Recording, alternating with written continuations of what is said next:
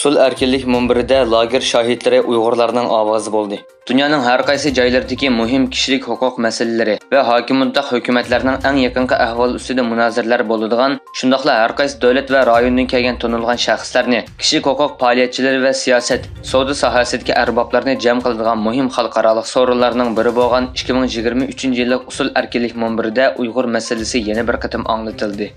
13-iyun kuni boshlangan bu yig'inga Qalbinur Sidiq xonim va Gulbahor Xotivoji xonimlar taklif qilingan.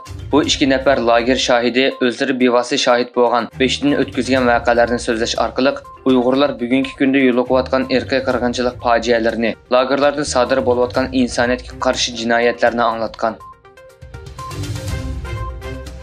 Mahmud Abbas Xitoyning Uyg'urlarga yurgizayotgan irqiy qirg'inchilikni qo'llaydiganligini bildirgan. Xitoyni ziyorat qilayotgan Falastin prezidenti Mahmud Abbas Xitoyning Uyg'urlarga olib berayotgan irqiy qirg'inchilikni qo'llaydiganligini bildirgan. Surgundagi Sharqiy Turkiston hukumati qatorliq tashkilotlar bayonot e'lon qilib, uning so'zlariga norozilik bildirdi.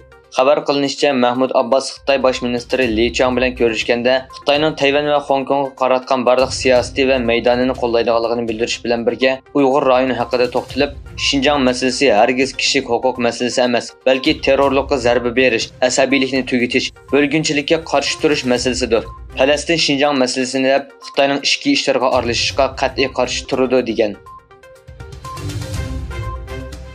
Qozoq muhojirning Turkiyaga kirishiga ruxsat berildi.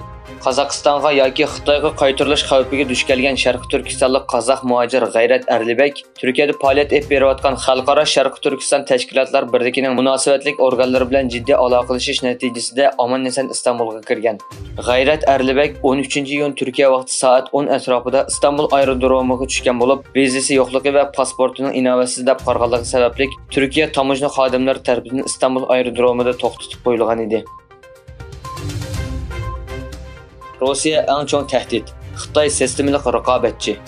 Germaniya tarixida tunji qatim tayyorlangan davlat bexatarlik strategiyasi hujjatida Rossiya bilan Xitoyning tahdidiga yer berilgan. 50 betga yaqin hujjatni bosh ministr Olaf Scholz, Moliya ministri Christian Lenders, Tashqi ishlar ministri Annalena Baerbock, davlat mudofaa ministri Boris Pistorius va ichki ishlar ministri Nancy Faeser e'lon qilgan. Strategik hujjatda Xitoy bir sistemli raqobatchi deb qaralgan bo'lib, Xitoyning iqtisodiy ta'siridan foydalanib siyosiy nishonni amalga oshiradiganligi, rayon muqimligiga bo'lgan sari besim olib keladiganligi va kishilik huquqqa hurmat qilmaydiganligi o'tirg'a qo'yilgan. Qatar amiri O'rta Osiyo Turkiya Cumhuriyetlerini ziyorat qildi. Oldingi hafta Qatar amiri Sheyx Tamim bin Hamad Al Sani O'zbekiston, Qirg'iziston, Qozog'iston, Tojikiston va Turkmanistondan iborat Turk davlatlar tashkilotiga a'zo davlatlarni orqa-orqadan ziyorat qildi. Kuzatchilar Qatarning bu harakatini Xitoyning rayonida kun sayin kuchayotgan ta'sirini yeniklatish maqsad qilgan deb sharhladi. Uchurlarga qaraganda Qatar amiri barliq Turkiy Cumhuriyatlari bilan 13 sohadagi hamkorlik to'g'risida suhbatlashgan.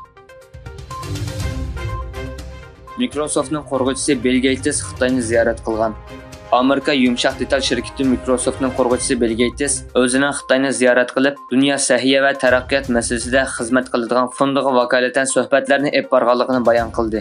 Gates o'zining shaxsiy Twitter hisobida o'zining 2019-yildan buyon tunji qatim Beijingga kelganligini e'lon qildi.